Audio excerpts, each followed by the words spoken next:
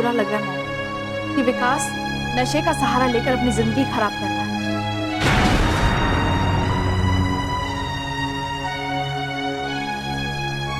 और छोटी माँ इस बात को लेकर और भी ज्यादा दुखी हो गई।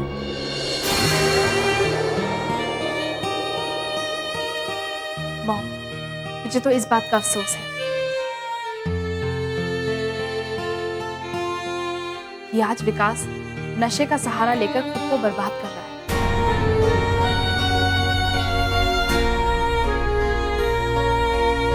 अब आप ही बताइए, क्या ये बात सुनकर छोटी माँ और दुखी नहीं होंगी?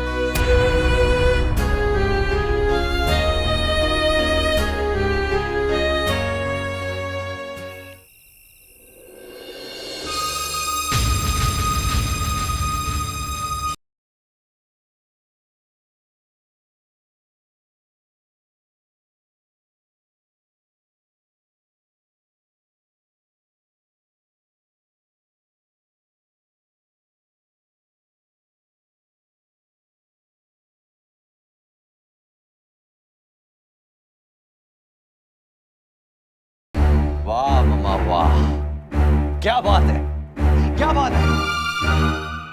तुम भी उस काम्या की तरह ही बात कर रही हो, सेम टू सेम।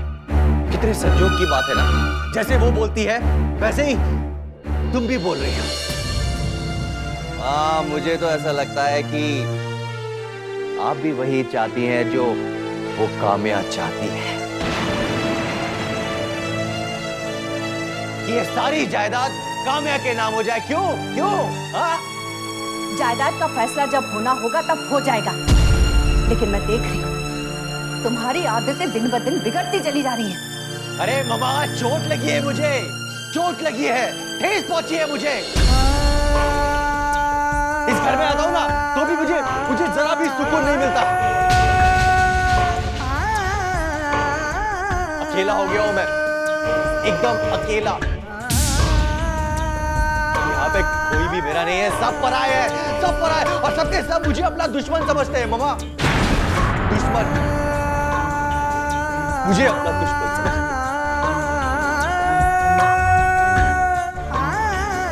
कोई मेरी नहीं सुनता भाई, कोई नहीं सुनता है मेरी। मैं तुम्हारा इंतजार कर रही थी, तुमसे जरूरी बात करनी थी मुझे, लेकिन कभी सोचा भी नहीं था कि तुम इस हालत में घर पर आओगे।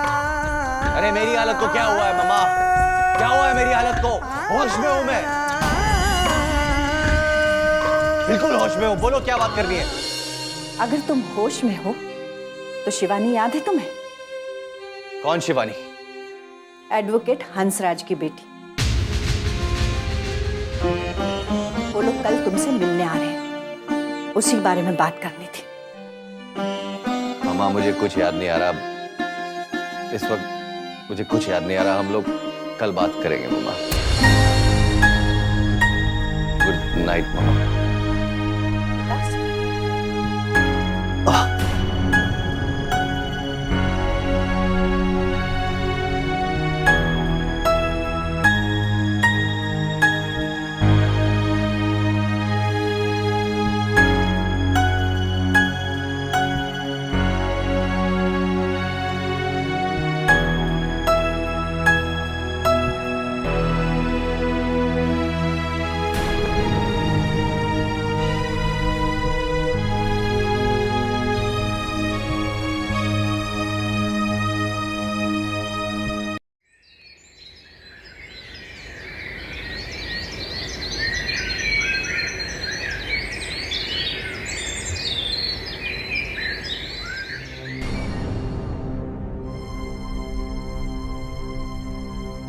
अनिकेत,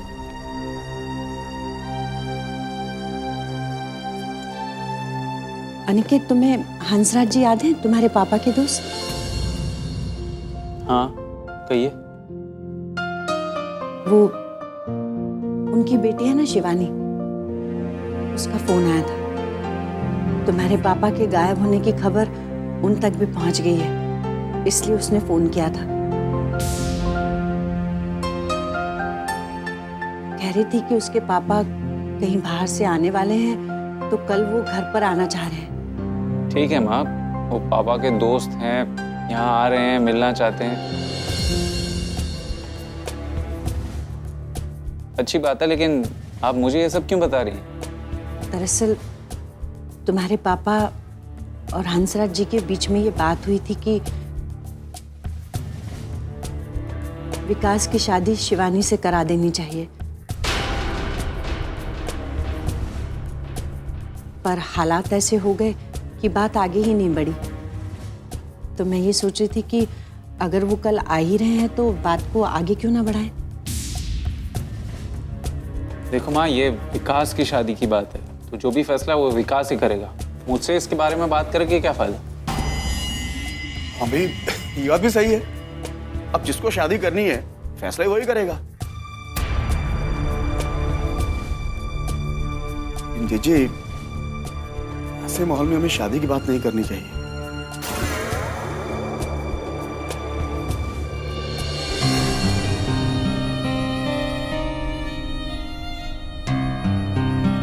कुंज, विकास और अनिकेत की शादी करना बहुत जरूरी है। तुम देख नहीं रहे कितना बिगड़ते जा रहे हैं, नशा करने लगे हैं। अरे कोई तो होना चाहिए ना उन्हें घर में रोकने वाला। जीजी, जब आप उनको नहीं रोक पाई, तो आपको क्या लगता है कि इस घर में आने वाली नई नवेली बहू उनको रोक पाएगी? तो तुम्हारा कहने का मतलब ये है कि मैं इन दोनों की शादी का ख्याल छोड़ दूं? शादी के बाद कौन कर रहा है जीजी? लेकिन मैं तो ये कह रहा हूं कि अभी जो हमारे सर पे मुसीबत है ना, उसे दूर कीजिए।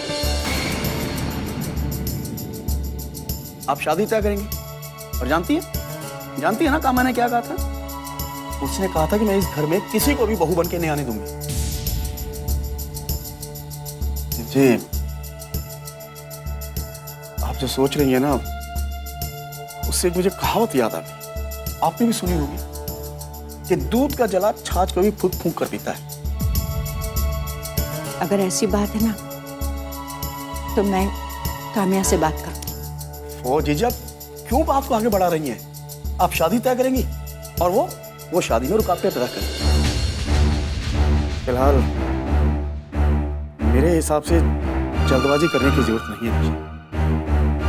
आगे राम जी की मर्जी।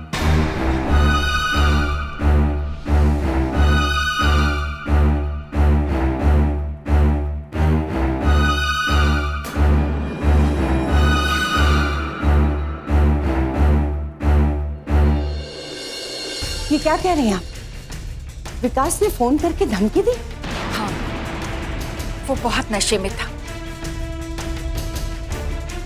और क्या बोल रहा है उसे खुद ही पता नहीं था। उसने काम्या को धमकियां दी, उसे लालची कहा और ना जाने और क्या क्या कहा। उसकी ओर से मैं आपसे माफी मांगती। आखिर मैं करूं तो क्या करूं? सिर्फ विकास ही नहीं, अनिकेत की आदतें भी बिगड़ती जा रही। पहले विकास तो बिल्कुल भी ऐसा नहीं था, लेकिन जब से वो तृप्ति का मामला सामने आया है, वो बिगड़ने लगा है। उसने नशा करना शुरू कर दिया और उसे रोकने का कोई रास्ता भी मुझे नजर नहीं आ रहा। रोकना तो पड़ेगा सुमति, और उसे कैसे रोकना है ये तुम्हें सोचना है। मैं तो सोचती हूँ अनिकेत और विकास को रास्ते पर लाने का एक ही रास्ता है कि उन दोनों की शादी करवा दो। घर में बहुएं आ जाएंगी तो शायद वो समझ जाए। हाँ, बिल्कुल ठीक कह रही हो तुम। बहुएं आएंगी तो वो खुद ही इन दोनों को संभाल लेंगी। उन्हें इस बात की फिक्र तो होगी कि घर में कोई है जो उनका इंतजार कर रहा है। पूरी पूरी रात बाहर भटकेंगे तो नहीं, लेकिन जब भी शादी की बात छिड़ती है तो काम्या का नाम सामने आ जाता है। काम्या का नाम सामने क्यों आता है?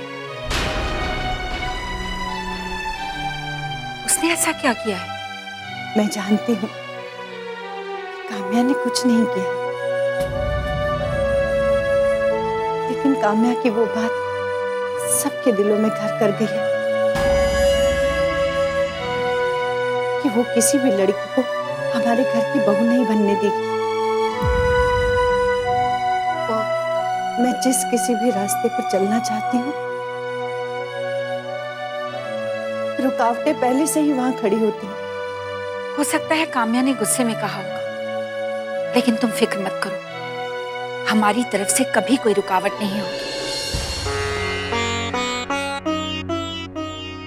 मैं खुद चाहती हूँ कि उन दोनों की शादी हो जाए, उन्हें संभालने के लिए बहुएं घर पे आ जाए। ठीक है, आज ही इनके एक दोस्त आने वाले हैं जिनकी बेटी से विकास की कभी शादी तय होने वाली थी। ये तो बहुत अच्छी बात है। अगर लड़की अच्छी है और उसके घर वाले तैयार हैं, तो जितना हो सके जल्द से जल्द उसकी शादी कर दो। हाँ, मैं बात चलाकर देखती हूँ, आगे ईश्वर की मर्जी। आखिर होता तो वही है ना जो ईश्वर चाहता है। लेकिन कोशिश तो अपनी ओर से करनी ही पड़ती है ना। ठीक है, मैं आपको बताऊंगी कि उनसे क्या बात हुई। अब फोन रखती। नमस्ते। नमस्ते। किसकी शादी तय होनी माँ? सुमति अपने बेटों की वजह से बहुत दुखी है। कह रही थी कि काम्या को जो उसने कहा उसके लिए वो माफी चाहती है, और वो चाहती है कि विकास की शादी हो जाए ताकि वो सुधर जाए। ओह, विकास की शादी? हाँ, इनके दोस्त की एक बेटी है जो अपने पापा के साथ आज उनके घर पे आ रही है। श्वेता, मैं भी चाहती हूँ कि विकास की शादी हो जाए ताकि वो घर उजड़ने से बच जाए।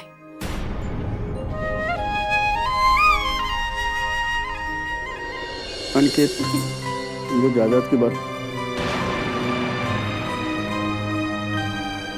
विकास, तुम्हें याद है कल रात को तुम कितनी लेट आए? मैंने तुमसे कुछ बात की थी, याद है? मॉम, मुझे कुछ याद नहीं है, कुछ भी याद नहीं है। तो फिर तो तुम्हें यह भी याद नहीं होगा कल तुमने रात को काम्या को फोन करके क्या कुछ कहा, कैसी कैसी धमकियां दी उसे। मैंने काम्या को फोन करके क्या कुछ कहा, ये मुझे कुछ भी याद नहीं है। मैं सिर्फ इतना जानता हूं कि मैं डैड की प्रॉपर्टी के 4 हिस्से नहीं होने दूंगा। इस जायदाद के 4 टुकड़े नहीं होंगे। क्या जायदाद की बात चल रही है? आइए भाई साहब, आइए आइए। Hello aunty. Hi Vikas. Hi. Hi Aniket. बैठिए बैठो बेटा। बैठो। अरे नमस्ते, आप भी यहाँ हैं? जी हाँ वकील साहब, आपके आने की चर्चा तो सुबह से हो रही है। दरअसल मैंने आपके बारे में सोचा ही नहीं था। अब मुझे याद आया, दामोदर जी ने कहा था आप भी यहाँ वापस आ गए।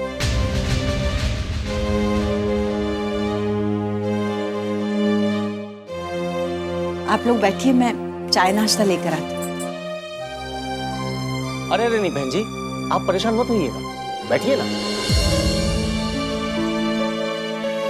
अरे जीजी आप बैठिए ना, कुमुद है ना, बुलाएगी ना नाश्ता।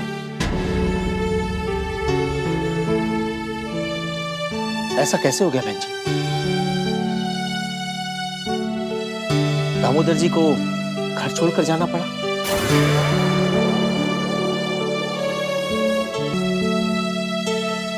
ये बात तो वो खुद ही आपको बता पाएंगे। हमें तो कुछ समझ में नहीं आया, अचानक ये सब कैसे हो गया। मुझे तो पता ही नहीं था। कनाडा से लौटा तो मालूम पड़ा कि ये सब हो गया। अरे हाँ, मेरे आने से पहले कुछ जायदाद की बात चल रही थी। जी हाँ, दरअसल जीजा जी के जाने के बाद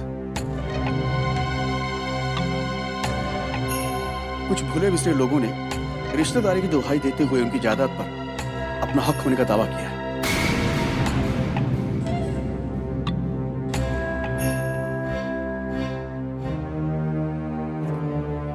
लेकिन जीजा जी की सारी जायदाद तो अनिकेत और विकास का हक है।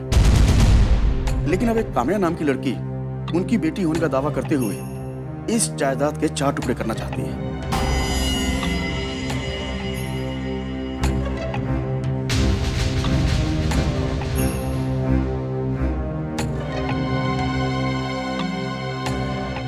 मेरे आने से पहले ही यहाँ इतना बड़ा बखेड़ा खड़ा हो जाएगा, ये मैंने सोचा नहीं था।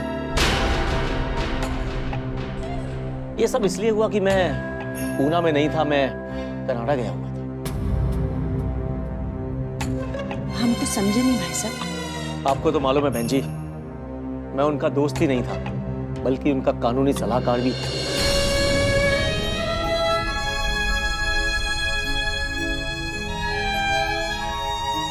और वो सबसे ज्यादा भरोसा मेरे पर करते थे। जी मुझे पता है। दरअसल बहन जी, जिस जायदाद की बात आप कर रहे हैं,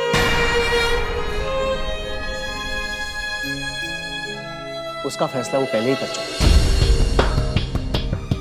ये आप क्या कह रहे हैं वकील साहब? बिल्कुल ठीक कह रहा हूं। दरअसल 2 साल पहले ही उन्होंने अपनी वसीयत बनवाई थी।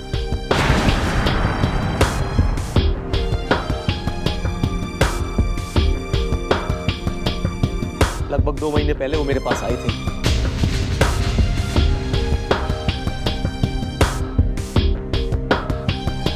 उन्होंने अपनी इच्छा जाहिर की कि उन्हें अपनी वसीयत बदलनी है।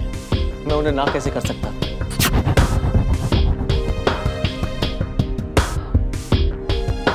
मैंने उनके लिए नई वसीयत बनाई, जो मैं अपने साथ लेकर आया।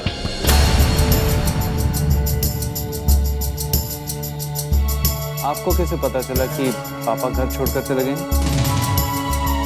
एक खत उन्होंने मुझे दिया था। ये खत पढ़ लीजिए, आपको सब समझ में आ जाएगा।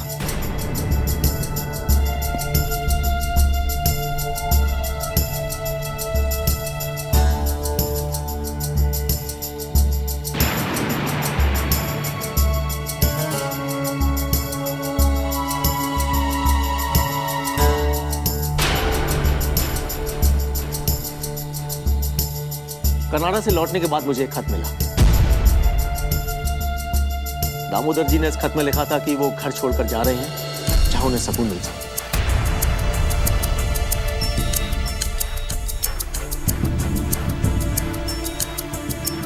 वो कहां जा रहे हैं उन्होंने कुछ नहीं लिखा, और साथ ही उन्होंने मुझे आदेश दिया था कि मैं वसीयत आप लोगों को पढ़कर जरूर सुनाऊं।